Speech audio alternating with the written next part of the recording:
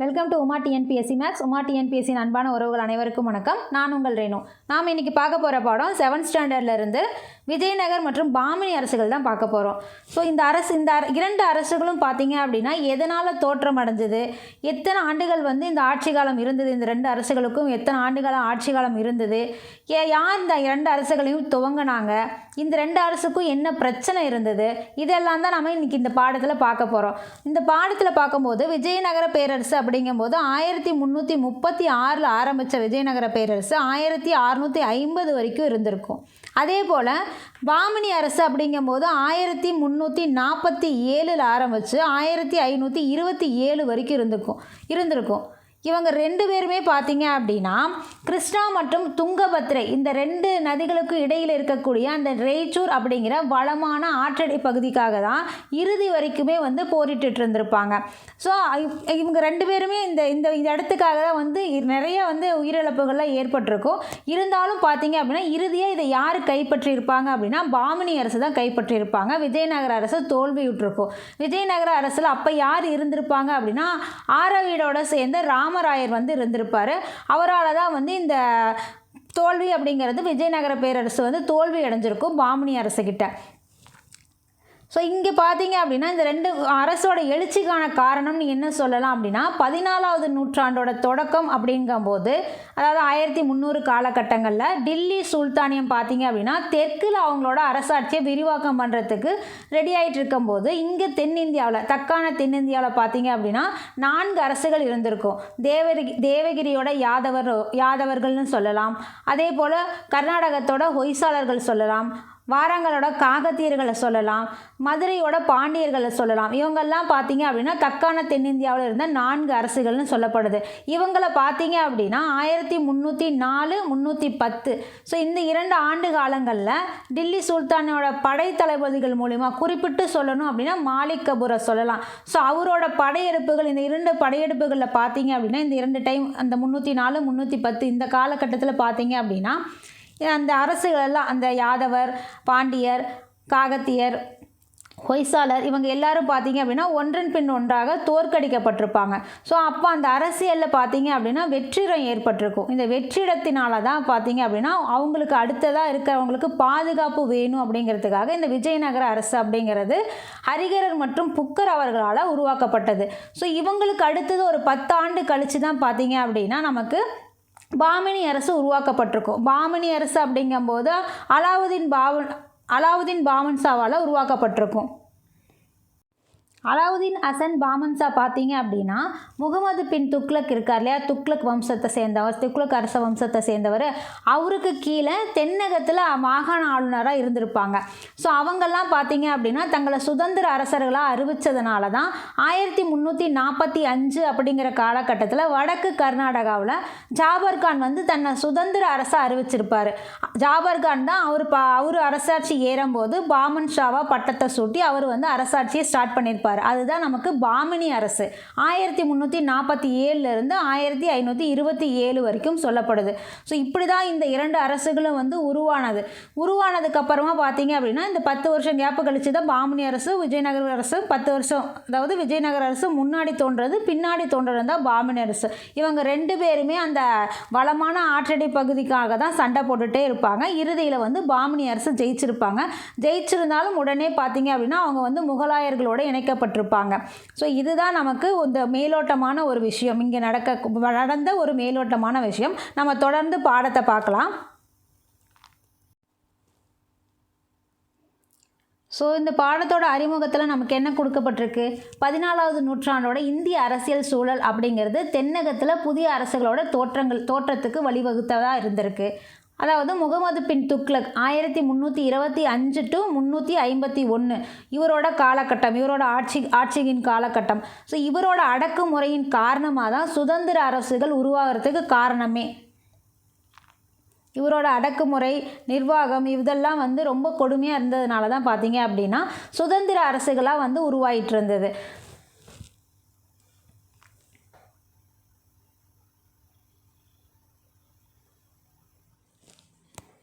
தென்னகத்தில் தோன்றிய மாபெரும் அரசுகள் தான் விஜயநகர அரசும் பாமினி அரசும். பாமினி அரசு அப்படிங்கும்போது மகாராஷ்டிரா மாநிலம் முழுவதும் ப்ளஸ் கர்நாடகத்தோட சில பகுதிகளிலும் பரவி இருந்துச்சு. பாமினி அரசை பொறுத்த வரைக்கும் 18 முடியரசர்களால் 180 ஆண்டுகள் ஆட்சி செய்யப்பட்டிருக்கும். 18 முடியரசர்கள் அப்படிங்கும்போது நாம் பாடத்தில் நமக்கு கொடுத்துருக்கிறது இந்த பாடத்தில் ஒரு 3 அரசர்கள் பற்றி தான் கொடுத்துருப்பாங்க. அதாவது அலாவுதீன் ஹசன் பாமன் ஷா, அவரை தொடர்ந்து அவரது மகன் முதலாம் முகமது, அடுத்ததாக ஒரு சிறப்பாக சொல்லக்கூடியவர் யார் அப்படின்னா 3ஆம் முகமது. ஸோ இதுக்கிடையிலையும் ஆட்சியாளர்கள் இருப்பாங்க, ஆனால் சிறப்பாக சொல்லக்கூடிய அளவுக்கு யாரும் இல்லை. அதனால தான் பார்த்தீங்க அப்படின்னா இந்த 3 அரசர்கள் மட்டுமே நாம் பார்க்க போகிறோம். அலாவுதீன் ஹசன் பாமன் ஷா, முதலாம் முகமது, அடுத்தது 3ஆம் முகமது. 3வது முகமது அவர் இருந்த காலகட்டத்தில் பார்த்தீங்க அப்படின்னா அவருடைய பிரதமர்னு சொல்லக்கூடிய கவான் மஹமது கவான், அவர் சிறந்த ஒரு நிர்வாகி. அவரோட இதனால தான் அவரோட என்ன சொல்கிறது 3வது முகமது அவருக்கு மரண தண்டனை விதிச்சிருப்பார். அவருக்கு மரண தண்டனை விதித்து அவர் இறந்ததுக்கு அப்புறமா பார்த்தீங்க அப்படின்னா அப்படியே வீழ்ச்சி அடைஞ்சிக்கிட்டே வரும். அதாவது 16வது நூற்றாண்டோட தொடக்கம்னு சொல்லலாம். 1500 அந்த காலகட்டத்தில் பார்த்தீங்க அப்படின்னா அவர் முகமது கவான் ரெண்டுமே ஒரு சில இடத்துல முகமதுன்னு கொடுத்துருக்கு, ஒரு சில இடத்துல மஹமதுன்னு கொடுத்துருக்கு. ஸோ 2 பேருமே ஒன்று தான். அவர் பார்த்தீங்க அப்படின்னா அவர் நல்ல நிர்வாகி. ஸோ அவரோட வீழ்ச்சிக்கு அப்புறமா பார்த்தீங்க அப்படின்னா பாமினி அரசு அப்படிங்கிறது வீழ்ச்சி அடைஞ்சிட்டு இருந்தது. பாமினி அரசு அப்படிங்கும்போது பிஜப்பூர்,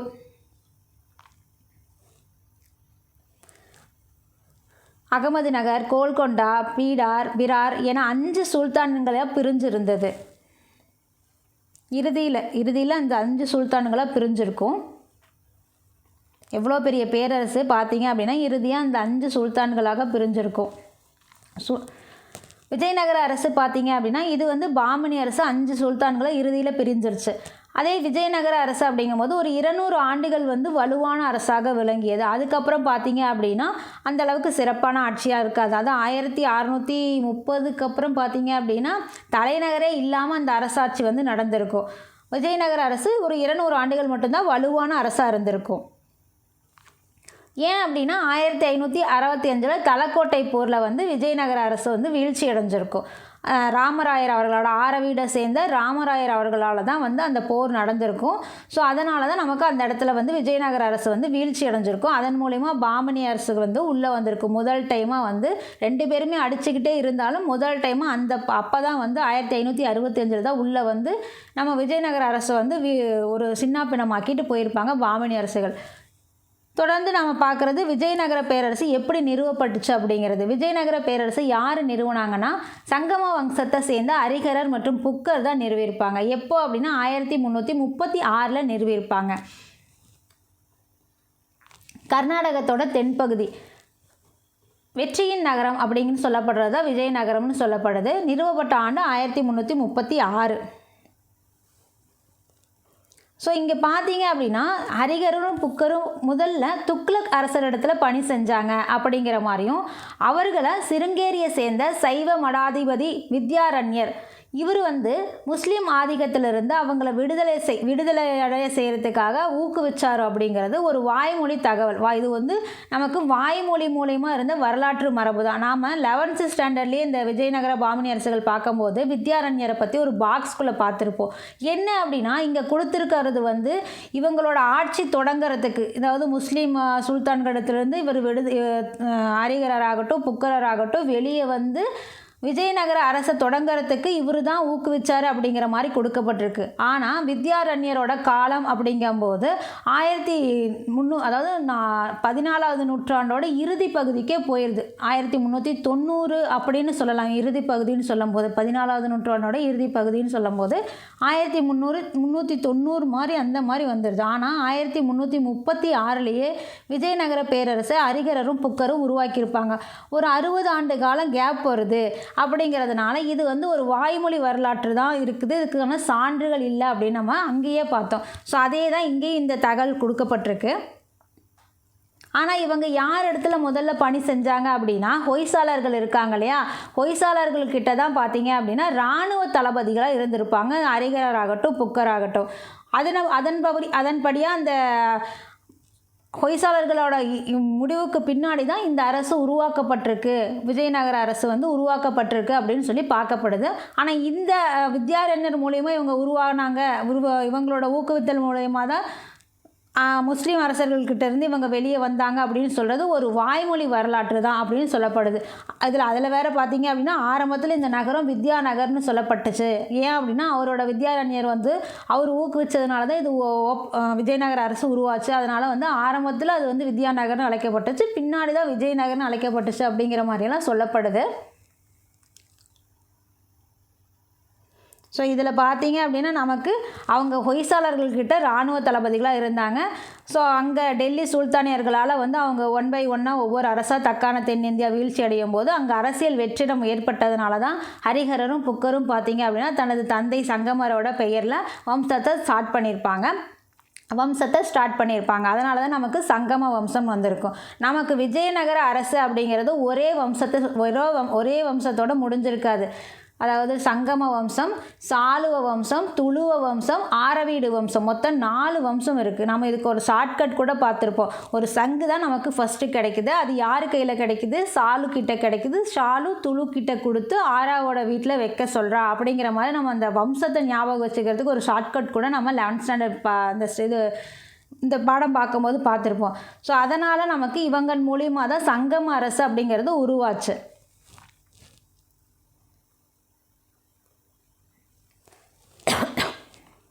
சங்கம அரசு அப்படிங்கும்போது 1336 1485 வரைக்குமே இருந்தது.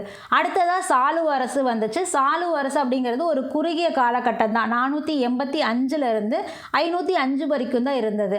அடுத்ததாக துளுவ வம்சம். துளு வம்சத்தை தான் நமக்கு கிருஷ்ணதேவராயர் அவர்கள்லாம் வருவாங்க.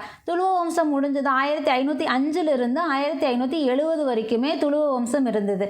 இறுதியாக நமக்கு ஆரவீடு வம்சம் வந்தது. கிருஷ்ணதேவராயரோட மருமகன் ராமராயர் தான் வந்து ஆரவீடு வம்சம் தொடங்கப்பட்டிருக்கும். அவர் தான் ஆரவீடு வம்சத்தோட சேர்ந்தவர் அப்படின்னு சொல்லப்படுது. 1570 1646 வரைக்கும் ஆரவீடு வம்சம் இருந்தது. இவர்களால் தான் நமக்கு விஜயநகர பேரரசு அப்படிங்கிறது ஆளப்பட்டுச்சு. மொத்தம் 4 அரசுகள் இருந்திருக்கு. கிட்டத்தட்ட 300 ஆண்டுகளுக்கு மேலே இவங்க ஆட்சி பண்ணியிருக்காங்க. இவங்க தான் ஹரிஹரர், புக்கர். விஜயநகர அரசர்கள், பாமினி சுல்தான்கள், ஒடிசாவை சேர்ந்த அரசர்களுக்கிடையே மோதல்கள் ஏற்படுவதற்கான முக்கிய காரணம் பார்த்தீங்க அப்படின்னா விஜயநகர அரசு, பாமினி அரசு, இவங்க கூட சேர்ந்து ஒடிசாவை சேர்ந்த அரசு கஜபதி அரசுன்னு சொல்லுவோம். ஸோ இவங்களுக்கெல்லாம் பிரச்சனை வர்றதுக்கான காரணமே கிருஷ்ணா மற்றும் துங்கபத்ரா இடையிலான செழிப்பான நிலப்பகுதியும் அதே மாதிரி கிருஷ்ணா கோதாவரி இடையிலான கடலோர பகுதியும் தான் பார்த்தீங்க அப்படின்னா இந்த பிரச்சனைக்கான காரணமாகவே இருக்கும். அந்த அளவுக்கு அங்கே செழிப்பாக இருந்ததுனால வருவாய் நல்லா கிடைக்கும் அப்படிங்கிறதுக்காக இவங்க இறுதி வரைக்கும் எல்லாரும் அடிச்சுக்கிட்டே இருப்பாங்க. பாமினி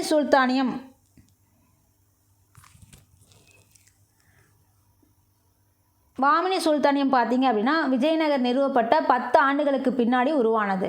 சங்கம வம்சத்தோட ஹரிஹரர் மற்றும் புக்கர் இவங்க 2 பேரோட துணிச்சல் தான் விஜயநகர பாமினி சுல்தானியத்திலிருந்து காப்பாற்றிகிட்டே வந்துச்சு. இதில் குறிப்பிட்டு ஒருத்தர் சொல்லப்பட்டிருப்பாங்க. ஸோ இந்த பாக்ஸ்குள்ளே பார்த்தீங்க அப்படின்னா குமார கம்பண்ணாவை பற்றி சொல்லப்பட்டிருக்கு. குமார கம்பண்ணா யார் அப்படின்னா முதலாம் புக்கரோட மகன். சங்கம வம்சத்தோட புக்கர் இருக்கார் இல்லையா, ஸோ அவரோட மகன் தான் பார்த்தீங்க அப்படின்னா குமார கம்பண்ணா. குமார கம்பண்ணாவை பற்றி இங்கே என்ன பார்க்குறோம் அப்படின்னா அவர் தான் மதுரை சுல்தானியத்துக்கு முற்றுப்புள்ளி வச்சார். மதுரை சுல்தான்களில் தங்களை வந்து சுதந்திர அரசர்களாக அறிவிச்சிருப்பாங்க. டெல்லி சுல்தான்கள்கிட்ட இருந்து இவங்க தங்களைத்தானே வந்து அவங்களுக்கு கீழே கட்டுப்படாமல் ஒவ்வொரு சுல்தானியும் பார்த்தீங்க அப்படின்னா தங்களைத்தானே அதாவது தங்களைத்தானே சுதந்திர அரசுகளாக அறிவிச்சிருப்பாங்க. ஸோ அப்படி அறிவித்ததை மதுரை சுல்தானியத்தை பார்த்தீங்க அப்படின்னா குமார கம்பண்ணா வந்து முற்றுப்புள்ளி வச்சுருப்பார். அவர் தான் புக்கரோட மகன். மதுரையில் நாயக்க அரசை நிறுவனவரும் குமார கம்பண்ணா தான். குமார கம்பண்ணாவோட மனைவி கங்காதேவி பார்த்தீங்க அப்படின்னா இவரோட அந்த சிறப்பை மதுரையை எப்படி இவர் கைப்பற்றினார், விஜயநகர அரசு வந்து மதுரை சுல்தானியத்துக்கு எப்படி முற்றுப்புள்ளி வச்சது அப்படிங்கிற அந்த சிறப்பை பார்த்தீங்க அப்படின்னா கங்காதேவி தான் வந்து மதுரா விஜயம் அப்படிங்கிற நூலில் எழுதியிருப்பாங்க. அந்த நூலில் என்ன எழுதியிருக்கும் அப்படின்னா அந்த நூலில் விஜயநகர் பேரரசு மதுரையை கைப்பற்றினது தெளிவாக விளக்கப்பட்டிருக்கும். மதுரா விஜயம் அப்படிங்கிற நூலில் யார் எழுதினது அப்படின்னா கங்காதேவி. கங்காதேவி யார் அப்படின்னா குமார கம்பண்ணாவோட மனைவி. சங்கம வம்சத்தோட முடிவு பார்த்தீங்க அப்படின்னா புக்கரோட மறைவுக்கு பின்னாடி முதல்ல ஹரிகரர், அடுத்தது புக்கர். ஹரிகரர் வந்து 1336 இவங்க வந்து விஜயநகரத்தை ஸ்டார்ட் பண்ணாலும் 10 ஆண்டுகள் கழித்து தான் அரியணை ஏறியிருப்பார் ஹரிகரர். 1346 தான் அரியணை ஏறியிருப்பார். ஸோ இதெல்லாம் நம்ம இன்னும் டீப்பாக பார்த்தீங்க அப்படின்னா நம்ம 11th ஸ்டாண்டர்டில் பார்த்துருப்போம். அவருக்கு அடுத்து தான் நமக்கு புக்கர் தான் வந்து அரியணை ஏறியிருப்பார். ஸோ புக்கரோட மறைவுக்கு பின்னாடி இந்த பரந்த நிலப்பரப்பை தன்னோட மகனாக இருக்கக்கூடிய 2ஆம் ஹரிகரருக்கு வந்து கொடுத்துட்டு போயிருப்பார். அவர் தான் 2ஆம் ஹரிகரர் தான் புக்கருக்கு அடுத்து தான் ஆட்சி செஞ்சுருப்பார். 2ஆம் ஹரிகரர் பார்த்தீங்க அப்படின்னா பாமினி அரசுகிட்ட இருந்து பெல்காம், கோவா பகுதிகளை கைப்பற்றியிருப்பார். இவரோட மகன் தான் வந்து 1ஆம் தேவராயர். நமக்கு புக்கரோட மகன் தான் 2ஆம் ஹரிகரர். 2ஆம் ஹரிகரோட மகன் தான் 1ஆம் தேவராயர். இந்த 1ஆம் தேவராயர் பார்த்தீங்க அப்படின்னா ஒடிசாவோட கஜபதி வம்ச அரசர்களை தோற்கடிச்சிருப்பார். இவருக்கு பிறகு ஆட்சி பொறுப்பேற்ற 2ஆம் தேவராயர் தான் பார்த்தீங்க அப்படின்னா சங்கம வம்சத்தோட தலை சிறந்த அரசர்னு சொல்லப்படுது. நமக்கு இது ஒரு புக் பேக் கொஸ்டின். சங்கம வம்சத்தோட தலை சிறந்த அரசர் யாருன்னு கேட்டிருக்காங்க. அதே போல் விஜயநகர பேரரசோட சிறந்த அரசர்னு சொன்னால் கிருஷ்ணதேவராயரை சொல்லலாம். குறிப்பிட்டு சங்கம வம்சத்தை கேட்கும் போது நம்ம 2ஆம் தேவராயரை சொல்லலாம். நமக்கு ஒரு புக் பேக் கொஸ்டினும் இருக்குது. இது இந்த கொஸ்டினே தான் நமக்கு. அதாவது சங்கம வம்சத்தோட தலை சிறந்த அரசர் யார் அப்படின்னா 2ஆம் தேவராயர் தான். 1ஆம் தேவராயருக்கு பிறகு ஆட்சி பொறுப்பேற்றவர் இவர் தான். 2ஆம் தேவராயர் வந்து தனது படைகளில் இஸ்லாமிய வீரர்களை பணியமர்த்தும் முறையை தொடங்குறாரு. ஏன் அப்படின்னா 2ஆம் தேவராயரோட படைகளுக்கு நவீன போர் முறைகளில் பயிற்சி அளிக்கிறதுக்காக. இவர் தான் நமக்கு இஸ்லாமிய வீரர்களை படைகளில் பணியமர்த்தும் முறையை தொடங்குறாரு. காரணம் நவீன போர் முறைகளில் வந்து பயிற்சி கொடுக்கணும் படைகளுக்கு, அதுக்காக. அடுத்ததாக சாலுவ வம்சத்தோட தோற்றம். சாலுவ வம்சம் அப்படிங்கும்போது 2ஆம் தேவராயருக்கு பின்னாடி விஜயநகர பேரரசு பலவீனம் அடைஞ்சிருச்சு. சாலுவ நரசிம்மர், சாலுவ வம்சத்தோட தோற்றத்துக்கான காரணம் சாலுவ நரசிம்மர். ஸோ விஜயநகர பேரரசோட திறமை மிக்க படை தளபதி தான் இவர். சங்கம வம்சத்தோட கடைசி அரசர்னு சொல்லக்கூடிய 2ஆம் விருப்பாட்சியாரை கொன்னுட்டு தான் பார்த்தீங்க அப்படின்னா சாலுவ நரசிம்மர் தாமே வந்து பேரரசராக அறிவிச்சிருப்பார். நமக்கு 2ஆம் தேவராயருக்கு அப்புறம் பார்த்தீங்கன்னா சிறப்பாக ஆட்சி செய்கிறதுக்கு யாரும் இல்லை. அந்த டைமிங்கில் யார் இருந்தாங்க அப்படின்னா 2ஆம் விருப்பாட்சியார் தான் இருக்கார். 2ஆம் விருப்பாட்சியார் அந்தளவுக்கு திறமையானவராக இல்லாததுனால என்ன நடக்குது அப்படின்னா அவரோட படை தளபதி சங்கம வம்சத்தை சேர்ந்த சிறந்த திறமைமிக்க படைத்தளபதியாக இருக்கிறவரே அவரோட பேராசைனால் அரசரை கொன்னுட்டு சாலுவ தன்னைத்தானே வந்து பேரரசரை அறிவிச்சிருப்பார்.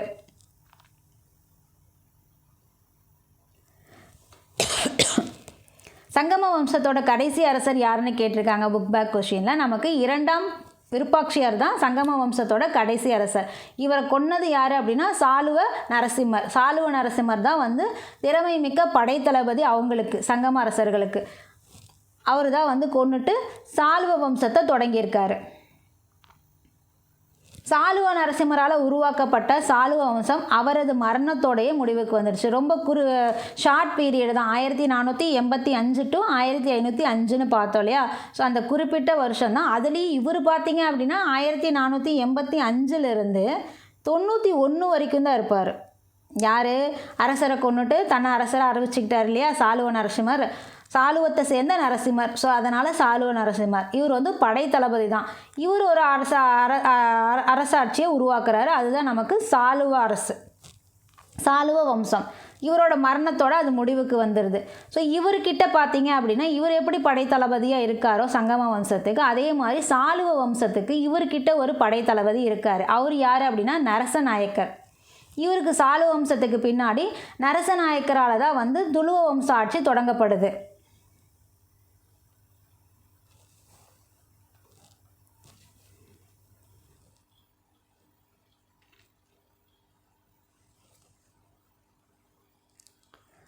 துளுவ வம்சத்தோட சிறந்த மன்னர் அப்படின்னா கிருஷ்ணதேவராயரை சொல்லலாம். இவர் ஒரு சுமார் 20 ஆண்டுகள் வந்து ஆட்சி செஞ்சிருப்பார். இவர் ஒரு 20 ஆண்டுகள் ஆட்சி செஞ்சிருப்பார். ஆட்சியை ஏற்ற உடனே பார்த்தீங்க அப்படின்னா கிருஷ்ணதேவராயர் துங்கபத்ரா பள்ளத்தாக்கில் சுதந்திரமாக செயல்பட்ட தலைவர்கள் எல்லாத்தையும் அடக்கியிருப்பார். அது முடிச்சுட்டு நேராக குல்பர்காவை கைப்பற்றக்கூடிய முயற்சியையும் ஈடுபட்டிருப்பார். கிருஷ்ணதேவராயரோட காலத்தில் தான் பாமினி சுல்தான் முகமது ஷா வந்து தனது அமைச்சரால் பதவி பறிக்கப்பட்டு சிறையில் அடைக்கப்பட்டிருப்பார். அவரோட கிருஷ்ணதேவராயரோட காலத்தில் பாமினியோட சுல்தானாக இருக்கக்கூடிய முகமது ஷா அங்கே பலவீனமானதுனால தனது அமைச்சராலேயே பதவி பறிக்கப்பட்டு சிறையில் வைக்கப்பட்டிருப்பார். ஸோ இந்த டைமில் அந்த பாமினி சுல்தான் முகமது ஷாவை விடுவிச்சு மீண்டும் அரியணையில் அமர வச்சிருப்பார் கிருஷ்ணதேவராயர். அடுத்ததாக பார்த்தீங்க அப்படின்னா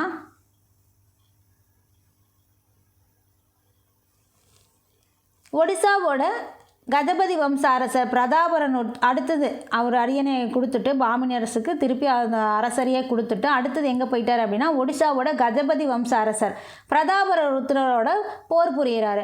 ஸோ அவர் வந்து போர் புரியும் போது பிரதாபருத்ரன் என்ன பண்ணுறாரு, சமாதானத்துக்கு வர்றாரு. சமாதானத்துக்கு வந்து தன்னோட மகளை வந்து கிருஷ்ணதேவராயருக்கு திருமணம் செஞ்சு கொடுக்கறதா சொல்கிறாரு. அதற்கு சம்மதிச்சு அவரும் பார்த்தீங்க அப்படின்னா அவர் கைப்பற்றின பகுதிகளை பிரதாபருத்ரன் ஒடிசாவோட கஜபதி வம்ச அரசர் இருக்கார் இல்லையா பிரதாபருத்ரன், அவர்கிட்ட இருந்து கைப்பற்றின பகுதிகளை திரும்ப அவருக்கே கொடுத்துட்றாரு.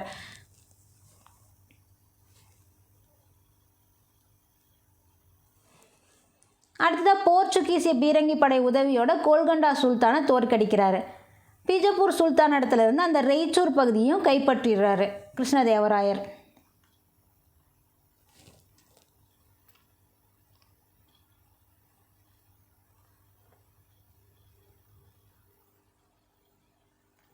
ஸோ கிருஷ்ணதேவராயர்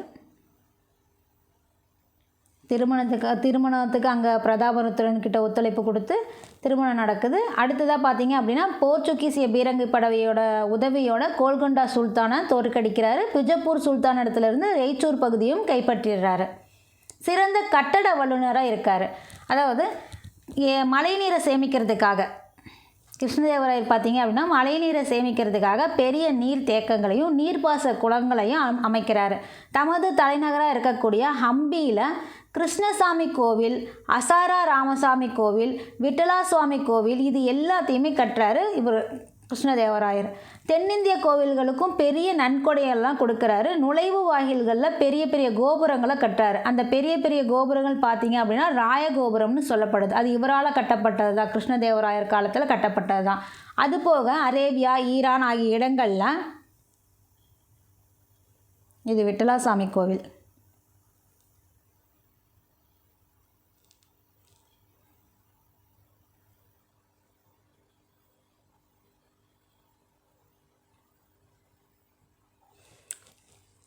அதுபோக அரேபியா, ஈரான் ஆகிய இடங்கள்லேருந்து குதிரைகளையும் இறக்குமதி செய்கிறாரு. ஸோ இந்த குதிரைகள்லாம் பார்த்தீங்க அப்படின்னா கப்பல்கள் மூலயமா மேற்கு கடற்கரையில் இருக்கக்கூடிய விஜயநகர துறைமுகங்கள் வழியாக வந்து சேருது. போர்ச்சுகீசியரும் அராபிய வணிகர்களிடத்துலையும் நட்புறவு வளர்க்கிறாரு கிருஷ்ணதேவராயர். இதனால தான் நமக்கு அந்த நாட்டோட வருமானம் சுங்க வரிகள் மூலயமா அதிகரிக்குது. ஸோ இதுதான் சிறந்த கட்டட வல்லுநராக இருந்த கிருஷ்ணதேவராயரோட குறிப்புகள். அடுத்ததாக இலக்கியம், கலை, கட்டடக்கலையினோட புரவலர்கள்.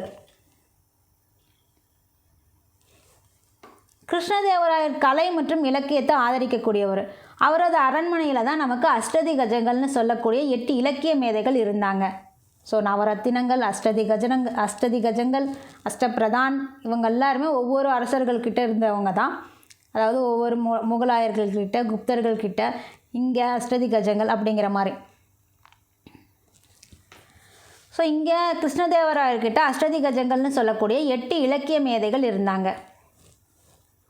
முக்கிய இலக்கிய மேதை அதில் யாருன்னு சொல்லலாம் அப்படின்னா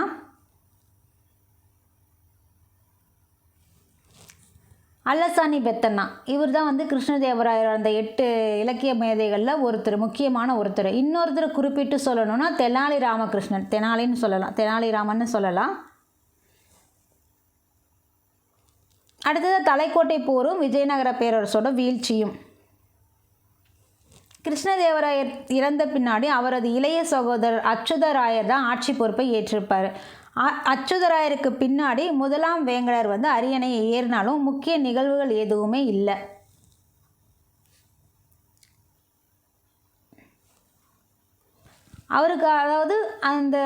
அவருக்கு பிறகு குறைந்த வயதுள்ள சதாசிவராயர் வந்து ஆட்சிக்கு வராரு. ராமராயர் வந்து பகரோட ஆளுநராக இருந்தார் அப்போது. அதனால் சதாசிவராயர் அரசு பதவி ஏற்கும் வரைக்குமே உண்மையான ஆட்சி ராமராயர் இடத்துல தான் இருந்துச்சு. ராமராயர் கிருஷ்ணதேவராயரோட மருமகன். மகன் இளையவராக இருந்ததுனால தான் பார்த்தீங்க அப்படின்னா, கிருஷ்ணதேவராயரோட மகன் இளையவராக இருந்ததுனால தான் அவருடைய இளைய சகோதரர் அச்சுதராயர் ஆட்சி பொறுப்பை ஏற்கிறாரு.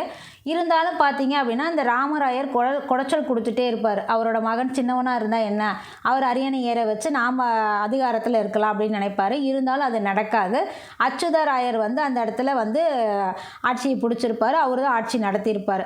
அச்சுதராயருக்கு அப்புறமா ஒருத்தர் வருவார். ஸோ அவர் தான் பார்த்தீங்க அப்படின்னா பொம்மை மாதிரி வச்சுக்கிட்டு ராமராயர் வந்து ஆட்சியை பண்ணியிருப்பார்.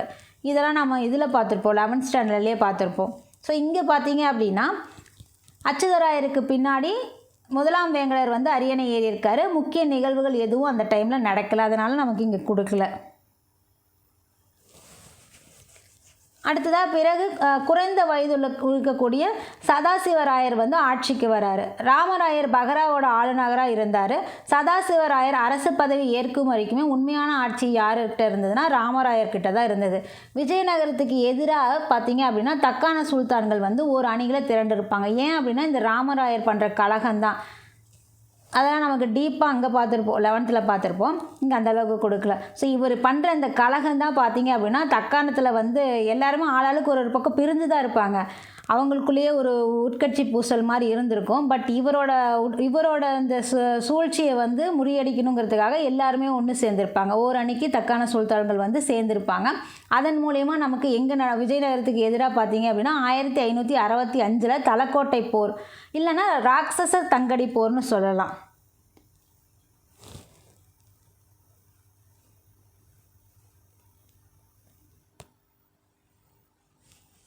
ராட்சச தங்கடி போர்னு சொல்லலாம், இல்லைன்னா தலக்கோட்டை போர்னு சொல்லலாம். 1565 நடக்குது. இதில் தான் வந்து விஜயநகர படைகள் வந்து பாமினி அரசால் தோற்கடிக்கப்பட்டிருப்பாங்க. போருக்கு பின்னாடி பார்த்தீங்க அப்படின்னா இந்த நகரமெல்லாம் கொள்ளையடிக்கப்பட்டிருக்கும். ரொம்ப கொடூரமாக மனித படுகொலைகள்லாம் நடந்திருக்கும். அரண்மனைகள், கோவில்கள், கட்டடங்கள் இது எல்லாமே அழிக்கப்பட்டிருக்கும். அழகிய சிற்பங்கள், நன்கு கலைநயம் மிகுந்த வேலைப்பாடுகள் இது எல்லாமே சேதப்படுத்தப்பட்டிருக்கும். இதன் மூலயமா நமக்கு விஜயநகர பேரரசு அப்படிங்கிறது முற்றிலும் அழிக்கப்பட்டிருக்கும். இது விருப்பாக்ஷா கோவில், ஹம்பி, விஜயநகரம் தலைநகர்.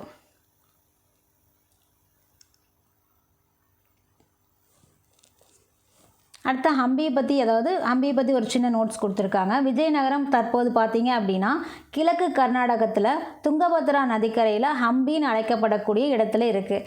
ஹம்பி அப்படிங்கிறது சீர்குலைஞ்சு இடிபாடுகளோட காணப்படுது. இப்போது அது யுனெஸ்கோ வந்து ஹம்பியை உலக பாரம்பரிய தலமாக அறிவிச்சிருக்காங்க. இதுதான் நமக்கு ஹம்பியை பற்றி இந்த ஷார்ட் நோட்ஸாக கொடுத்துருக்காங்க. அடுத்தது ஆரவீடு வம்சம். ஆரவீடு வம்சத்தில் பார்த்தீங்க அப்படின்னா இந்த தலைக்கோட்டை போரில் வந்து ராமராயர் இறந்திருப்பார். அதுக்கப்புறமா அவரது சகோதரர் திருமலை தேவராயர் பார்த்தீங்க அப்படின்னா சதாசிவராயரோட தப்பிச்சு போயிருப்பார். தப்பிச்சு போகும்போது திருமலை தேவராயர் பார்த்தீங்க அப்படின்னா விலை மதிக்க முடியாத செல்வங்களோட சந்திரகிரியை சென்றடைஞ்சு புதிய தலைநகர் பெனுகொண்டாவில் ஆரவீடு வம்ச ஆட்சியாக தொடங்கியிருப்பார். அவர் இறந்ததுக்கப்புறமா, ராமராயர் இறந்ததுக்கப்புறமா தான் நமக்கு ஆரவீடு வம்சம் வந்து தொடங்குது. யார்? ஆரவீடோட அதாவது ராமராயரோட சகோதரர் திருமலை தேவராயரால் தொடங்கப்படுது.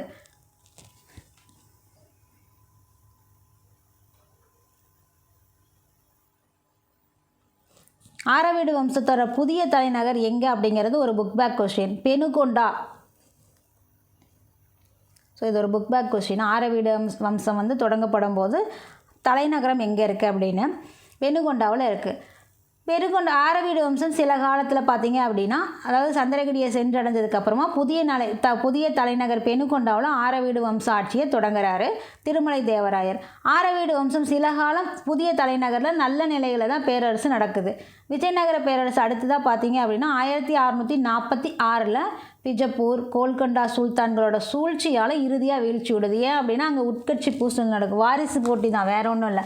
ஸோ அது நடந்துட்டு இருக்கிறத இவங்க யூஸ் பண்ணிக்குவாங்க. பிஜப்பூர், கோல்கொண்டா சுல்தான்கள்லாம் வந்து யூஸ் பண்ணிக்குவாங்க. அதனால் அந்த இறுதியில் பார்த்தீங்க அப்படின்னா சுத்தமாகவே அது வந்து விஜயநகர பேரரசு இறுதியில் வீழ்ச்சி விட்டுருக்கும். 1565 வந்து தலக்கோட்டை போர்லேயே ஓரளவுக்கு முடிஞ்சிருச்சு. அப்படி இப்படின்னு தப்பிச்சு வந்தது 1646 முடிஞ்சிருச்சு.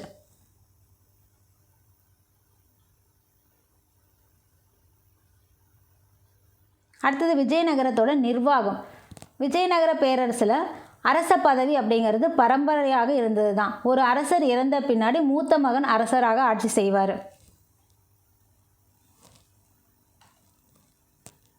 சில சமயங்களில் அரசர்கள் தங்களுடைய வாரிசுகளோட பதவி ஏற்ப அமைதியாக நடக்கிறதுக்காக, ஒருவேளை இவங்க இறந்துட்டாங்க அப்படின்னா, அரசர்கள் இறந்துட்டாங்க அப்படின்னா இவங்கெல்லாம் அடிச்சுக்குவாங்க இல்லையா, அதனால் அமைதியாக அது நடக்கணும் அப்படிங்கிறதுக்காக இவங்க இருக்கிற காலத்திலேயே பட்டத்து இளவரசர்களை நியமனம் பண்ணியிருப்பாங்க.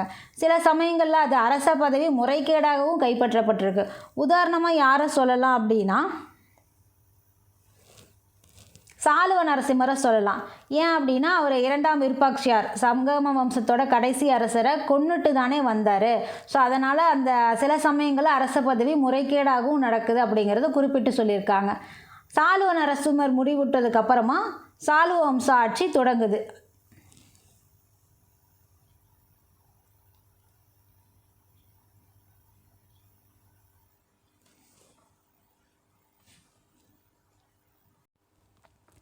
ஒருவேளை அரசர் குறைந்த வயதுள்ளவர்களாக இருந்தால் அந்த டைமில் நிர்வாக பணிகளை பஹ்ராவோட ஆளுநர்கள் தான் கவனிப்பாங்க. இப்போ இதுதான் நமக்கு விஜயநகர நிர்வாகத்தை பற்றினது. அடுத்தது அரசமைப்பு. அரசமைப்பு அப்படிங்கும்போது பேரரசு பார்த்திங்க அப்படின்னா பல்வேறு மண்டலங்களாக, அதாவது மண்டலங்கள்னால் மாநிலம்னு சொல்லலாம், பல்வேறு மண்டலங்கள், நாடுகள், ஸ்தலங்கள், கிராமங்களாக பிரிக்கப்பட்டிருக்கும். நாடுகள்னால் மாவட்டங்கள், ஸ்தலங்கள்னால் வட்டங்கள். ஸோ இவ்வாறாக விஜயநகர பேரரசு பிரிக்கப்பட்டிருக்கும். ஒவ்வொரு மண்டலமுமே பார்த்திங்க அப்படின்னா நமக்கு மண்டலேஸ்வரா அப்படிங்கிற ஆளுநர் கீழே தான் இருக்கும். கிராமம் அப்படிங்கிறது நிர்வாகத்தோட மிகச்சிறிய அலகு. ஒவ்வொரு கிராமத்துலேயுமே கிராம சபை இருக்கும்.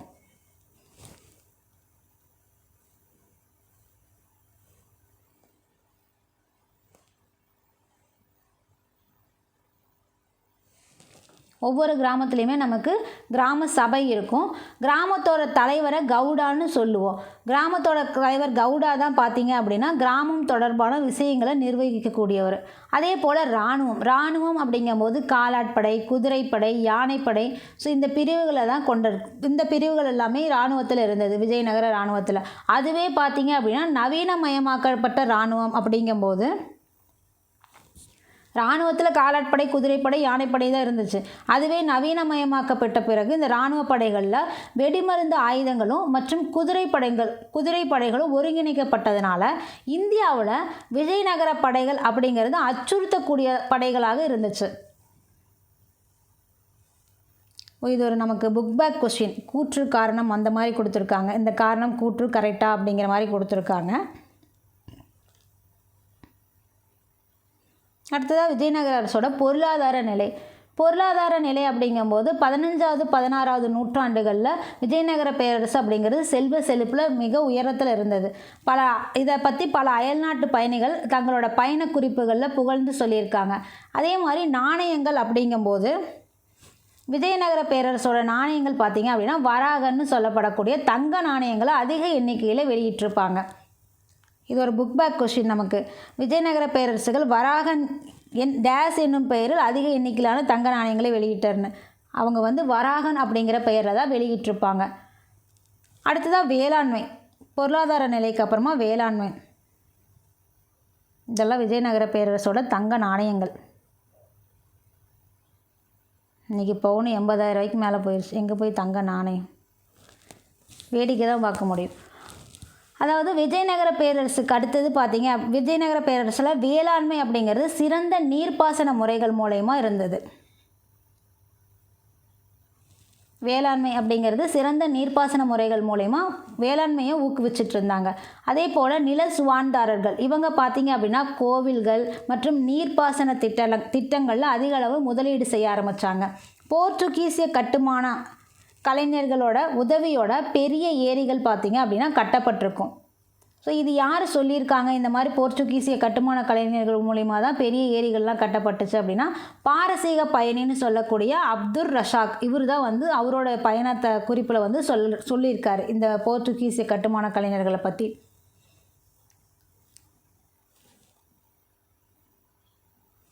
அதே போல் கால்வாய்கள் மூலிமா ஏரி நீர் வந்து நகரத்தோட பல பகுதிகளுக்கு கொண்டு செல்லப்பட்டது. அதே மாதிரி நகரத்தோட பல்வேறு வேளாண் பண்டங்கள் பார்த்திங்க அப்படின்னா பெருமளவில் இருப்பு வைக்கப்பட்டிருந்தது. இதுதான் நமக்கு வேளாண்மை, விஜயநகரத்தில் வேளாண்மை. விஜயநகரத்தில் குடிசை தொழில்கள் அப்படிங்கும்போது விஜயநகரோட வேளாண் உற்பத்தியை அதிகரிக்கிறதுக்கான காரணம் குடிசை தொழில்கள் தான். முக்கிய தொழில்கள் அப்படின்னா நெசவு தொழில், சுரங்கத் தொழில், உலோகத் தொழில், இது எல்லாமே முக்கிய தொழில்களாக பார்க்கப்படுது. கில்டுகள் அப்படின்னு சொல்லக்கூடிய தொழில்சார் அமைப்புகளும் இருந்தது. இந்த அமைப்புகள் பார்த்திங்க அப்படின்னா கைவினை மற்றும் குடிசை தொழில்களை முறைப்படுத்துறதுக்காக தான் இந்த கில்டுகள் அப்படிங்கிற அமைப்பு, தொழில்சார் அமைப்பு. அதே போல் கைவினைஞர்கள் மற்றும் வர்த்தகர்களுக்கு தனித்தனியான கில்டுகளும் இருந்துச்சு. ஒரே கில்டு கிடையாது. கைவினைஞர்கள்னால் அவங்களுக்கு தனியான தொழில்சார் அமைப்புகள், வர்த்தகர்களுக்கு தனியான தொழில்சார் அமைப்புகள், அதை தான் வந்து கில்டுகள்னு சொல்லுவோம். வாணிகம் அப்படிங்கும்போது உள்நாட்டு கடற்கரையில் கடல் கடந்த வாணிகம் அப்படிங்கிறது செழித்து ஓங்கியது. சீனாவிலேருந்து பட்டு, இது நமக்கு வந்து ஒரு பொருத்துகளை கொடுத்துருக்காங்க. சீனாவிலேருந்து என்ன கிடச்சிருக்கு, மலபார்லேருந்து என்ன கிடச்சிருக்கு, பர்மாவிலேருந்து என்ன கிடச்சிருக்கு அப்படிங்கிற மாதிரி. சீனாவிலேருந்து பட்டு கிடச்சிருக்கு, மலபார்லேருந்து வாசனை பொருள்கள் கிடச்சிருக்கு, பர்மாவிலேருந்து ஆபரண கற்கள் கிடச்சிருக்கு. வாணிகம் அப்படிங்கும்போது இந்த மாதிரி விஜயநகர அரசுகளில் இருந்திருக்கு. அதே போல் விஜயநகர அரசுகள் வாணிகம் கொண்ட உறவு நாடுகளில் எது அப்படின்னா பாரசீகம், தென்னாப்பிரிக்கா, போர்ச்சுகல், அரேபியா, சீனா, தென்கிழக்காசிய நாடுகள், இலங்கை, இது எல்லாமே விஜயநகர வாணிக உறவு கொண்ட நாடுகள்னு பார்க்கப்படுது. இலக்கியத்துக்கு பங்களிப்பு அவர்களோடது எப்படி இருந்தது அப்படின்னா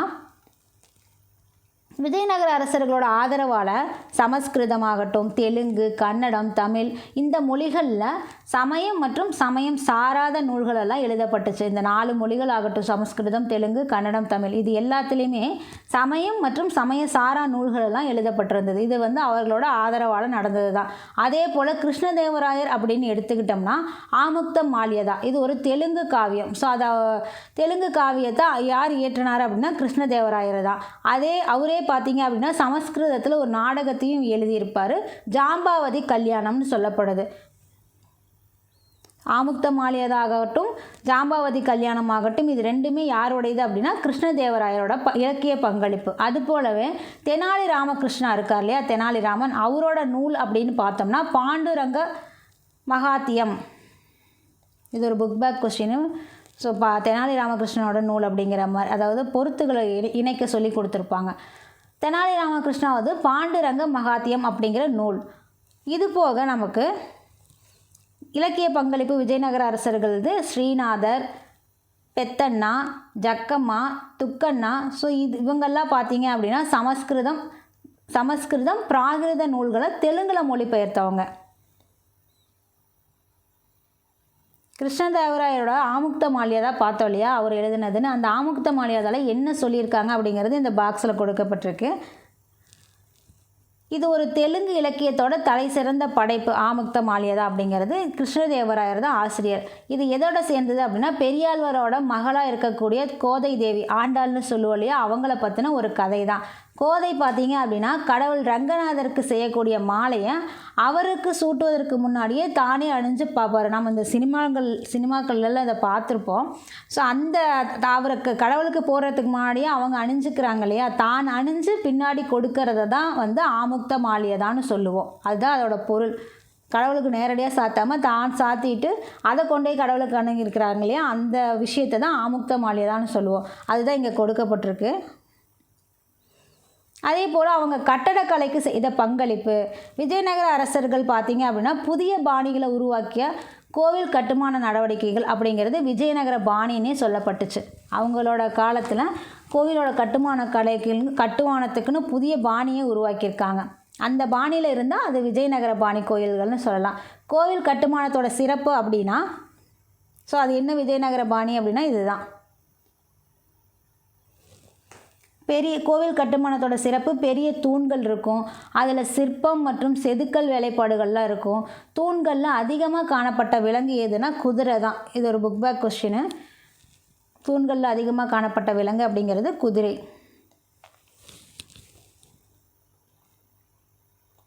அது மட்டும் இல்லை, கடவுளர்களை காட்சிப்படுத்துறதுக்காக உயர்ந்த மேடையுடன் கூடிய மண்டபங்கள் அல்லது திறந்த வெளி அரங்குகள் எல்லாம் அவங்க காலத்தில் இருந்தது. அதே மாதிரி கோவில்களில் அழகிய செதுக்கல் வேலைப்பாடுகளுடன் தூண்களை கொண்ட கல்யாண மண்டபங்களும் அமைக்கப்பட்டிருந்தது. கட்டடக்கலையில் அவங்க செஞ்ச விஜயநகர பேரரசு செஞ்ச சிறப்புகள் இதெல்லாம். அடுத்ததாக பாமினி அரசு. ஸோ விஜயநகர அரசு முடிஞ்சிருச்சு. சங்கம வம்சம், சாளுவ வம்சம், துளுவ வம்சம், ஆரவீடு வம்சமெல்லாம் முடிஞ்சிருச்சு. ஹரிஹரர், புக்கர், ஸோ அவரோட பையன் 2ஆம் ஹரிஹரர், 1ஆம் தேவராயர், 2ஆம் தேவராயர், 2ஆம் விருப்பாட்சியரோட முடிச்சிட்டோம். சாளுவ வம்சம் அப்படிங்கும்போது அவரோட படைத்தளபதி, சங்கமத்தோட படைத்தளபதி சாளுவ நரசிம்மரால் தான் சாளுவ வம்சம் வந்துச்சு. குறுகிய பீரியடு தான். ஸோ அவருக்கு அப்புறமா அவர்கிட்ட படைத்தளபதியாக இருந்த நரச நாயக்கரால் அவரோட பசங்களால் தான் வந்து துளுவ வம்சம் வந்துச்சு. அவங்களோட துளுவ வம்சத்தோட சிறந்த அரசர் யார்? கிருஷ்ணதேவராயர் தான். ஸோ அவர் இறந்ததுக்கப்புறமா அவரோட மருமகன் ராமராயர், ஸோ அவரால் தான் நமக்கு அந்த விஜயநகர பேரரசு தலைக்கோட்டை போரில் 1565 தோல்வி விட்டுருச்சு. இதுக்கப்புறமா அவரோட சகோதரரால் ஆரவீடு வம்சம் ஸ்டார்ட் பண்ணி 1646 வரைக்கும் ஏதோ போயிட்டு இருந்தது. ஸோ சுத்தமாக அது அங்கே வந்து முடிஞ்சிருச்சு. இப்போ அடுத்ததாக பார்த்தீங்க அப்படின்னா பாமினி அரசு தொடங்கப்படுது. ஸோ பாமினி அரசு தொடங்குறதுக்கு முன்னாடி இவர் வந்து சுல்தான், டெல்லி சுல்தான்கிட்ட இருந்து தன்னை விடு வச்சு சுதந்திர அரசராக வந்து சொல்லியிருப்பார். வடக்கு கர்நாடகத்தில், அதாவது ஜாபர் கானாக இருந்தவர் பாமன்ஷா பட்டத்தை சூட்டி அலாவுதீன் ஹசன் பாமன்ஷாவாக ஆயிருப்பார். இவர் 1347 அப்படிங்கும்போது பாமினி அரசை தொடங்கியிருப்பார். இவருக்கு இன்னொரு பேர் இருக்குது, ஹசன் கங்கு அப்படின்னு சொல்லலாம். அலாவுதீன் ஹசனுக்கு வந்து ஹசன் கங்குங்கிற பேரும் இருக்குது. அதே மாதிரி அவர் பாமன்ஷா என்ற பெயரில் தம்மையே சுல்தானாக அறிவிச்சுக்கிறாரு 1347. இவர் வந்து தௌலதாபாத்தை கைப்பற்றின பின்னாடி பாமினி அரசை நிறுவுறாரு. ஆரம்பத்தில் டெல்லி சுல்தான் முகமது பின் துக்ளக்குக்கு எதிராக கலகம் நடத்தினவர் தான் இவர் பாமன்ஷா. 2 ஆண்டுகள் கழித்து அலாவுதீன் ஹசன் பாமன்ஷா தமது தலைநகரை குல்பர்காவுக்கு மாற்றுறாரு. 1429 தலைநகர் வந்து பீடாருக்கு மாற்றப்படுது. ஆரம்பத்தில் அது எங்கே இருக்குது? குல்பர்காவில் தான் இருக்குது பாமினி அரசோட தலைநகர். 1429 தான் தலைநகர் வந்து பீடாருக்கு மாற்றப்படுது. பாமினி வம்சத்தில் பார்த்தீங்க அப்படின்னா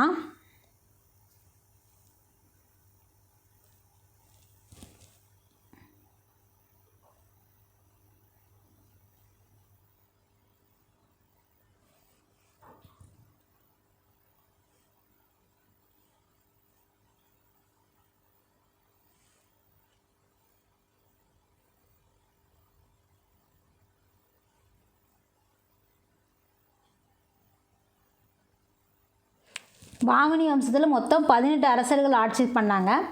அதில் முதல்ல வந்தது அலாவுதீன் ஹசன் பாமன்ஷா தான். 1347 58 வரைக்கும் கிட்டத்தட்ட 11 ஆண்டுகள் ஆட்சி புரிஞ்சவர் இவர் தான். வாராங்கல் அரசரிடத்துல இருந்தும் ரெட்டி அரசுகள்கிட்ட இருந்தும், அதாவது ராஜமுந்திரி, கொண்ட வீடு, இந்த இடங்கள்ல இருந்து ஆண்டுதோறும் பார்த்தீங்க அப்படின்னா கப்பம் வசூலிக்க முயற்சி பண்ணுறாரு. இதனால தான் அடிக்கடி போர்கள்லாம் ஏற்படுது. அதோட தன்னோட அரசை 4 மாகாணங்களாக பிரிக்கிறாரு. அந்த பிரிக்கிறதுக்கு பேர் வந்து தராப் அப்படின்னு சொல்லப்படுது. ஒவ்வொரு மாகாண ஆளுநரோட கடமைகள் அப்படிங்கும்போது படைகளுக்கு தலைமை ஏற்கிறது, அந்த பகுதியை நிர்வகிக்கிறது, வரி வசூல் பண்ணுறது, இது எல்லாமே பார்த்தீங்க அப்படின்னா ஒவ்வொரு மாகாணத்தோட ஆளுநரோட கடமை. அதே போல் வலிமை மிக்க அரசர்களோட காலத்தில் தான் இந்த முறை அப்படிங்கிறது சிறப்பாக செயல்பட்டுச்சு. ஆனால் பலவீனமான அரசர்களோட காலத்தில் இந்த முறை வந்து ஆபத்தாக மாறிடுச்சு. ஸோ இவர் தான் அலாவுதீன் ஹசன் பாமன்ஷா. இவருக்கு அடுத்ததான் இவரது மகன் 1வது முகமது ஷா வந்து ஆட்சிக்கு வராரு.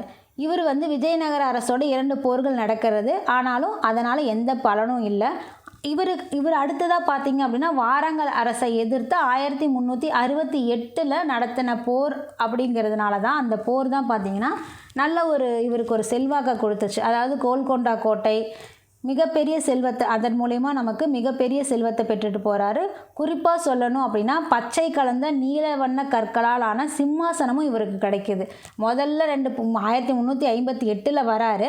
வரும்போதே 2 போர் வந்து விஜயநகரோட நடக்குது. ஆனால் அதனால் எந்த பலனும் இல்லை. அடுத்ததாக வாராங்கலோட நடக்குது. 1368 நடக்குது. 10 வருஷம் கழிச்சு 58ல் வராரு. 68ல் வாரங்கல் அரசை எதிர்த்து போர் நடக்குது. அந்த போரில் பார்த்தீங்க அப்படின்னா ஒரு நல்ல பெத்த லாபம் கிடைக்குது. என்ன அப்படின்னு பார்த்தீங்கன்னா கோல்கொண்டா கோட்டையை கைப்பற்றுகிறாரு. மிகப்பெரிய செல்வம் கிடைக்குது. குறிப்பாக பச்சை கலந்த நீலவண்ண கற்களாலான சிம்மாசனம் கிடைக்குது. ஸோ அந்த சிம்மாசனம் தான் பார்த்தீங்க அப்படின்னா பின்னாட்களில் பாமினி சுல்தான்களோட அரியணையாகவே பயன்படுத்தப்பட்டது.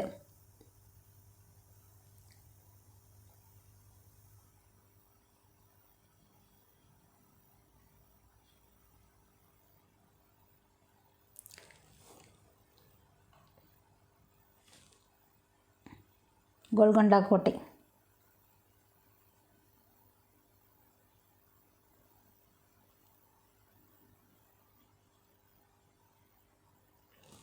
அது அரியணையாக பயன்படுத்தப்பட்டது. அடுத்ததான் முதலாம் முகமது ஷா பார்த்தீங்க அப்படின்னா 1300 அதாவது பாமினி அரசுக்கு வலுவான அடித்தளத்தை அமைக்கிறவர் இவர் தான். 58லேருந்து 75 வரைக்கும் வலுவான பேஸ்மெண்ட்டை போடுறது இவர் தான். அவர் உருவாக்கிய அரசமைப்பு முறை பார்த்தீங்க அப்படின்னா பாமினி அரசு 5 சுல்தானியங்களாக சிதறிய பின்னரும் தொடர்ந்து நடக்குது. இறுதியில் அது 5 சுல்தானியங்களாக சின்ன அரசாக மாறிடும். நம்ம பார்த்த அறிமுகத்திலேயே இவ்வளோ பெரிய பேரரசு அப்படிங்கிறது இறுதியில் போகும்போது சுருங்கிடும், 5ஆக மாறிடும். ஸோ அவர்கள் வந்து குல்பர்காவில் 2 மசூதிகள் கட்டியிருப்பார். முதலாம் முகமது ஷா பார்த்தீங்க அப்படின்னா அவரோட காலகட்டத்தில் குல்பர்காவில் 2 மசூதிகளை கட்டினார். 1367 கட்டப்பட்டது. ஸோ அதுதான் வந்து முடிக்கப்பட்ட முதல் மசூதின்னு சொல்லலாம். மகா மசூதி இதோட அளவு பார்த்தீங்க அப்படின்னா 216 அடிக்கு 16 அடியாக இருந்தது. இதுதான் முதல்ல முடிக்கப்பட்டது. 2 வந்து குல்பர்காவில் கட்டுறாரு. இதில் 1367 முதல்ல முடிக்கப்பட்டது மகா மசூதின்னு சொல்லப்படுது. இதோட அளவுகள் 216 அடிக்கு 16 அடி. ஸோ இந்த மசூதியில் மேல் விதானத்துடன் கூடிய முற்றமும் இருக்குது. முதலாம் முகமது ஷாவோட ஆட்சியில் பெருமளவில் அரேபியர், துருக்கியர், பாரசீகர் இவங்கெல்லாம் பார்த்தீங்க அப்படின்னா தக்காணத்துக்கு குடிபெயர்ந்திருப்பாங்க. இவரது ஆட்சிகளை தான் வந்து தக்காணத்துக்கு குடிபெயர்ந்திருப்பாங்க. இவர்களோட பங்களிப்பால் தான் பார்த்தீங்க அப்படின்னா இஸ்லாமிய கலாச்சாரம் அப்படிங்கிறது தக்காணத்தில் வளர்ச்சி பெற்றிருக்கும். அரேபியர், துருக்கியர், பாரசீகர்கள்லாம் பார்த்தீங்க அப்படின்னா இவரால் முதலாம் முகமது ஷாவால் தான் உள்ளே வந்தாங்க. இவங்களால் தான் இஸ்லாமிய கலாச்சாரம் அப்படிங்கிறது தக்காணத்தில் வளர்ச்சி பெற்றிருக்கும்.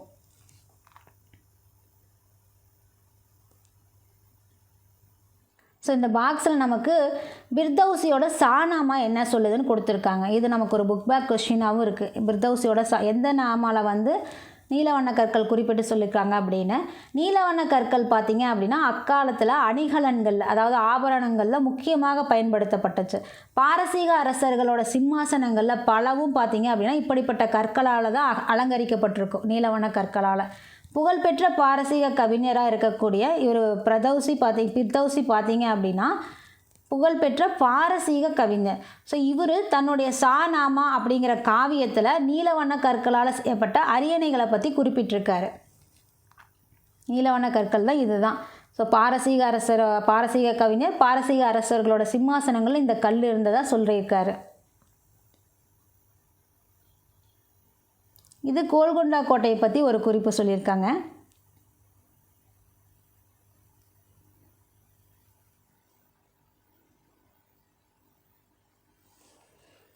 கோல்கொண்டா கோட்டை பற்றி ஹைதராபாத் நகரத்திலிருந்து சுமார் 11 கிலோமீட்டர் தொலைவில் இருக்கக்கூடியது. அது இல்லாமல் அது ஒரு குன்றின் மேலே 120 மீட்டர் உயரத்தில் இருக்கிறதாகவும் ஒலி இருக்கு இல்லையா அந்த சவுண்டு அந்த தொடர்பான கட்டடக்கலை அம்சங்களுக்கு காரணமாக இது புகழ் பெற்றதாக சொல்லப்படுது. கோட்டையோட மிக உயரமான பகுதியை பாலாஹிசார் அப்படின்னு சொல்லுவோம். தர்பாரோட மண்டபத்திலிருந்து குன்றுக்கு கீழே உள்ள அரண்மனைக்கு செல்றதுக்காக ஒரு சுரங்க பாதையும் இருந்ததாக சொல்லப்படுது. இந்த கோல்கொண்டா கோட்டையை பற்றி நம்ம விவரமாக அங்கே 11th ஸ்டாண்டர்டில் பெரிய பாக்ஸில் பார்த்தோம். இங்கே சும்மா லிட்டிலாக கொடுத்துருக்காங்க.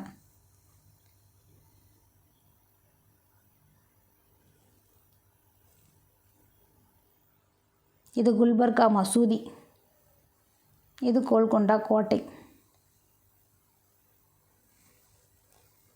இந்த கோல்கொண்டா கோட்டையை ராஜா கிருஷ்ணதேவ் அப்படிங்கிறவர் கட்டியிருப்பார். கட்டி அது வேற ஒருத்தர் கொடுத்துருப்பார். கடைசியாக அது அவுரங்கசீப் கைக்கு போயிருக்கும்.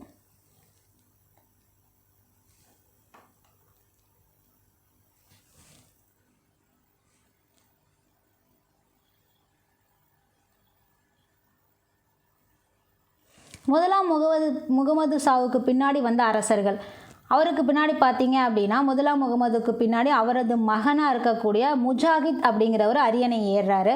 ஆனாலும் விஜயநகர போருக்கு பின் குல்பர்கா திரும்பும்போது கொலை செய்யப்பட்டார்.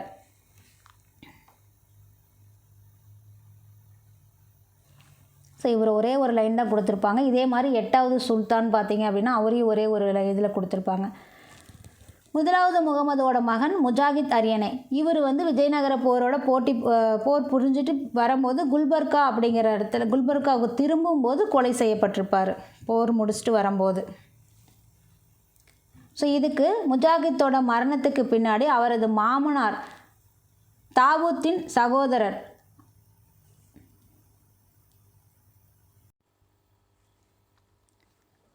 ஸோ அவங்க அடிக்கடி சண்டை போட்டதுக்கப்புறமா வடப்பகுதியிலிருந்து குறிப்பாக மாலவம் மற்றும் குஜராத்திலிருந்து அச்சுறுத்தல்கள் ஏற்பட்டுருக்கு. சுமார் 85 வருஷத்துக்கு கழித்து, அதாவது இந்த பாமனி அரசர்கள் அப்படிங்கும் போதே முதலாம் முகமது கழித்து அடுத்தது 85 வருஷம் கழித்து சொல்லணும் அப்படின்னா, குறிப்பிட்டு சொல்லணும்னா 3ஆம் முகமது சொல்லப்படுது. 85 ஆண்டுகள் அப்படின்னா 1377லிருந்து 463 வரைக்கும். ஸோ அந்த இடைவெளிக்கு பிறகு குறிப்பிடத்தக்க அரசாக யார் இருக்காங்க அப்படின்னா 3ஆம் முகமது தான் இருக்கார். ஸோ முதலாம் முகமதோட மகனுக்கு அப்புறமா பார்த்தீங்க அப்படின்னா அரியணை ஏறினது 2ஆம் முகமது. ஸோ அவருக்கு அடுத்தது 1378 அவர் அரியணை ஏறுறாரு. ஸோ அவருக்கு அடுத்தது ஒரு 85 வருஷம் கழித்து சிறப்பாக யாரை சொல்லலாம் அப்படின்னா 3ஆம் முகமது தான் சொல்லலாம். 3ஆம் முகமது அப்படிங்கும்போது 1463லேருந்து 82 வரைக்கும் இருக்கார். ஒரு 19 வருஷம் இவர் ஆட்சி பண்ணுறாரு. இவரோட காலத்தில் தான் முகமது கவான் அப்படிங்கிறவர் பிரதம அமைச்சராக முக்கிய ஆளுமையாக விளங்குறாரு.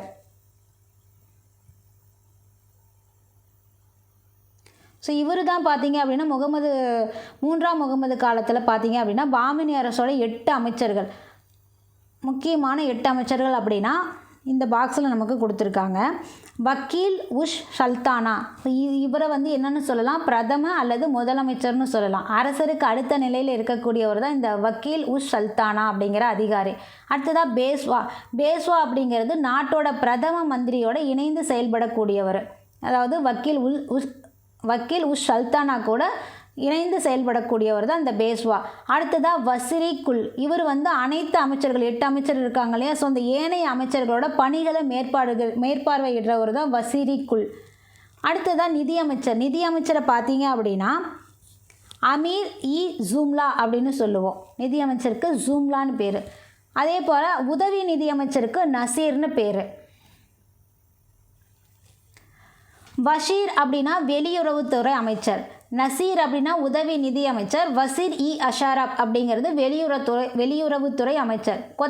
கொத்தவால் அப்படிங்கும்போது காவல்துறை தலைவர் மற்றும் நகர குற்றவியல் நடுவர். அது அடுத்ததாக சதார் ஜஹான்னு சொல்லுவோம். இவர் வந்து தலைமை நீதிபதி, அதோட சமயம் மற்றும் அறக்கொடைகளோட அமைச்சர். இந்த 8 அமைச்சர்கள் முக்கியமாக பார்க்கப்படுது. பாமினி அரசோட 8 அமைச்சர்களாக பார்க்கப்படுது. அடுத்தது மகமது கவான் ரெண்டும் ஒன்று தான். ஸோ பிறப்பால பாரசீகர் மகமது கவான், அதோட இஸ்லாமிய கோட்பாடு, பாரசீக மொழி, கணிதம், கவிதை, உரைநடை, இந்த மாதிரி பல திறமைகள் கொண்டவர் தான் மகமது கவான்.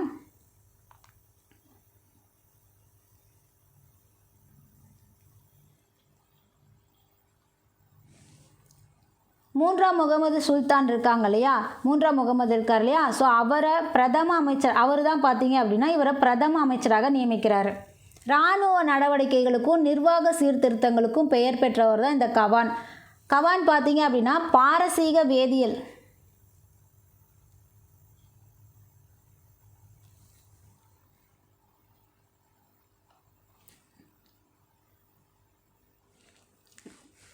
இராணுவ நடவடிக்கைகளுக்கும் நிர்வாக சீர்திருத்தங்களுக்கும் பெயர் பெற்றவர். கவான் பார்த்தீங்க அப்படின்னா பாரசீக வேதியியல் வல்லுநர்களை, பாரசீகத்தில் இருக்கக்கூடிய வேதியியல் வல்லுநர்களை அழைச்சிட்டு வந்து வெடிமருந்து தயாரிப்பு மற்றும் அதை பயன்படுத்துவதில் படையினருக்கு பயிற்சி அளிக்கிறார். இது ஒரு புக் பேக் கொஸ்டின், பாரசீக வேதியியல் வல்லுநர்கள் அப்படிங்கிறது. ஸோ எங்கேருந்து அழைச்சிட்டு வர்றாரு, எந்த ஊர்லேருந்து அழைச்சிட்டு வந்து படைகளுக்கு பயிற்சி அளிக்கிறார் அப்படின்னு. இவர் பாரசீகத்தை சேர்ந்தவர் தான், அதனால் பாரசீகத்திலிருந்து தான் வேதியியல் வல்லுநர்களை அழைச்சிட்டு வர்றாரு.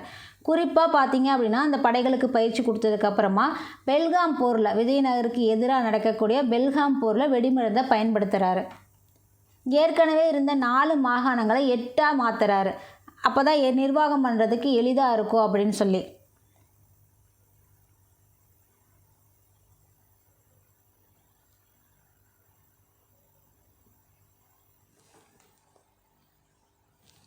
அந்த 8 மாத்துறாரு இல்லையா, சில மாவட்டங்களை பார்த்தீங்க அப்படின்னா மத்திய அரசோட நேரடி கட்டுப்பாட்டுக்குள்ளே கொண்டு வந்துடுறாரு. ஒவ்வொரு மாகாண ஆளுநருக்கும் ஒரே ஒரு கோட்டை மட்டும்தான் கொடுக்குறாரு. அதுக்கு மட்டும்தான் அனுமதி. மற்ற கோட்டைகள் எல்லாம் பார்த்தீங்க அப்படின்னா சுல்தானோட கட்டுப்பாட்டில் கொண்டு வந்துடுறாரு. இந்த 3ஆம் முகமது இருக்கிறார் இல்லையா, அவரோட கட்டுப்பாட்டுக்கு கவான் வந்து கொண்டு வந்துடுறாரு. நிர்வாகத்தை ரொம்ப சிறப்பாக நடத்துகிறாரு. ஸோ ஊதியத்துக்கு பதிலாக நிலம் பெற்ற உயர் அதிகாரிகள் இருக்காங்க இல்லையா, அவங்கள பார்த்தீங்க அப்படின்னா வரவு செலவு கணக்கை சுல்தானுக்கு தெரிவிக்கணும்னு சொல்லி கட்டாயப்படுத்துகிறாரு.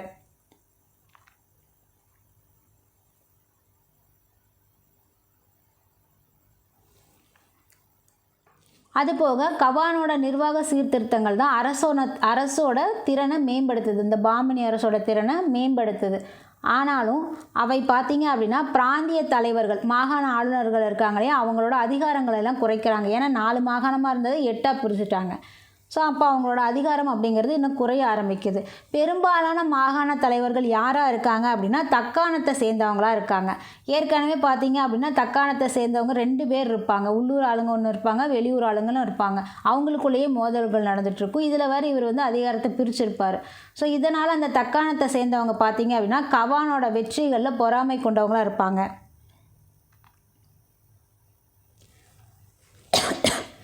ஸோ தக்கான பிரபுகள் அடுத்தது பார்த்தீங்க அப்படின்னா அவர் பொறாமை வந்துருச்சு கவான் மேலே. இவர் என்னடா நம்மளை போட்டு இப்படிப்படுத்துகிறாரு அப்படின்னு பொறாமை, அவரோட வெற்றி மேலே பொறாமை கொண்டு கவானை பற்றி போட்டு கொடுக்குறாங்க.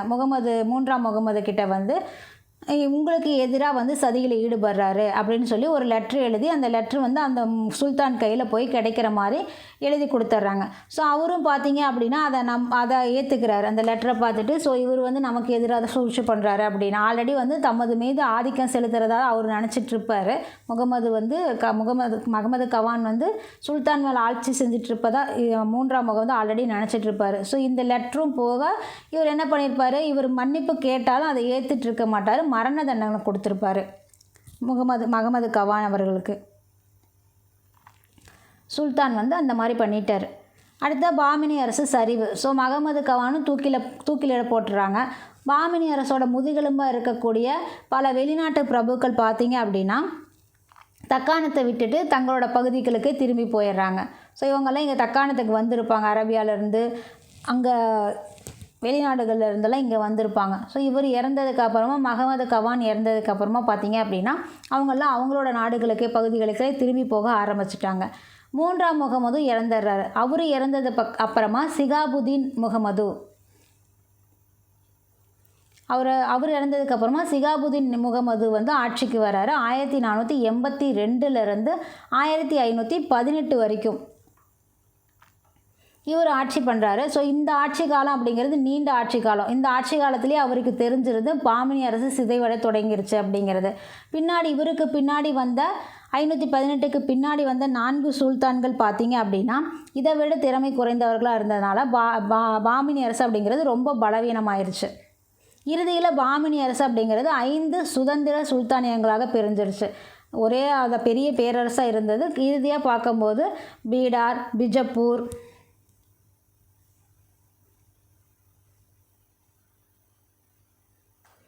அகமது நகர், பிரார், கோல்கொண்டா இந்த மாதிரி 5 சுதந்திர சுல்தானியங்களாக பிரிஞ்சிருச்சு. பாமினி சுல்தான்களோட பங்களிப்பு கட்டடக்கலையில் பாமினி சுல்தான்களோட பங்களிப்பு அப்படிங்கும்போது குல்பர்காவில் பாமினி சுல்தான்கள் கட்டிய சிறப்பான கட்டடங்கள்லாம் இருக்குது.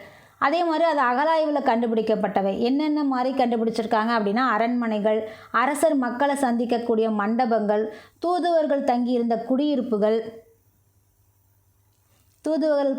குடியிருப்புகள், வளைவுகள், குவிமாடங்கள், சுவர்கள், அரண்கள், இது எல்லாமே பாமினி சுல்தானோட கட்டடக்கலைக்கு திறமைக்கான சான்றுகள்.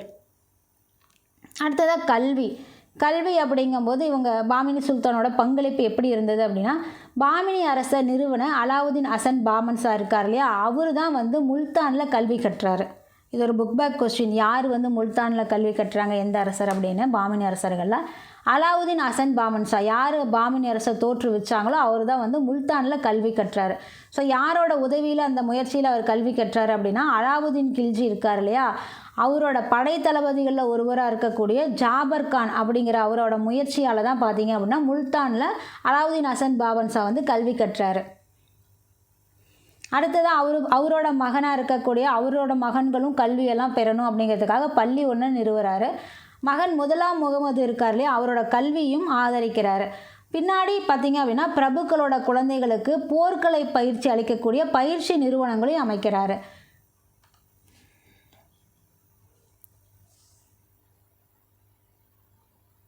பாமினி அரசோட 8வது சுல்தானாக இருக்கக்கூடிய பிரோஸ், இவர் தான் பார்த்தீங்க அப்படின்னா மொழியியல் அறிஞராகவும் கவிஞராகவும் இருக்காங்க.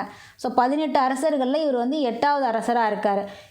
இவரை பற்றி இந்த ஒரே ஒரு லைன் தான், இதுவுமே நமக்கு புக் பேக்கில் இருக்கக்கூடிய ஒரு விஷயந்தான். யார் வந்து பாமினி அரசர்களில் மொழியியல் அறிஞராகவும் கவிஞராகவும் இருக்காங்க அப்படின்னு சுல்தான் பெரோஸ் தான் பார்த்தீங்க அப்படின்னா இந்த மொழியியல் அறிஞராகவும் கவிஞராகவும் இருக்காங்க. இவருக்கு பின்னாடி பார்த்தீங்க அப்படின்னா அரசர்கள் குல்பர்கா, பீடார், தௌலதாபாத், கண்டஹார் இந்த இடங்களில் கல்விக்கூடங்கள் எல்லாம் நிறுவ ஆரம்பிக்கிறாங்க. கல்விக்கூடங்களில் உண்டு உறைவிட வசதி அதாவது ஹாஸ்டல் ஃபெசிலிட்டிஸோட அரசரோட செலவுலேயே பார்த்தீங்க அப்படின்னா அந்த ஸ்கூல்ஸ் வந்து நடத்தப்படுது.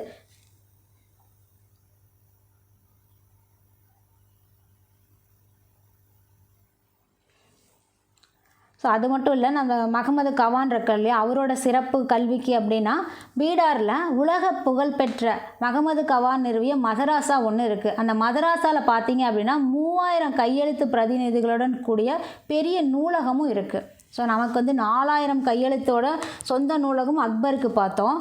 இதே மாதிரி 3000 கையெழுத்து பிரதிநிதிகளோட பெரிய நூலகம் யாருது அப்படின்னு பார்த்தீங்கன்னா மஹமது கவான் நிறுவிய மதராசாவில் இருக்குது. ஸோ இதுதான் மதராசா. நம்ம பாடத்தோட நிறைவுக்கு வந்துட்டோம். விஜயநகர் மற்றும் பாமினி அரசர்கள் பற்றி பார்த்துட்டோம். ஸோ வீடியோ பிடிச்சிருந்தால் லைக் பண்ணுங்கள், ஷேர் பண்ணுங்கள், கமெண்ட் பண்ணுங்கள். மறக்காமல் நம்ம சேனலை சப்ஸ்கிரைப் பண்ணிக்கோங்க. நெக்ஸ்ட் வீடியோவில் சந்திக்கிறேன். நன்றி.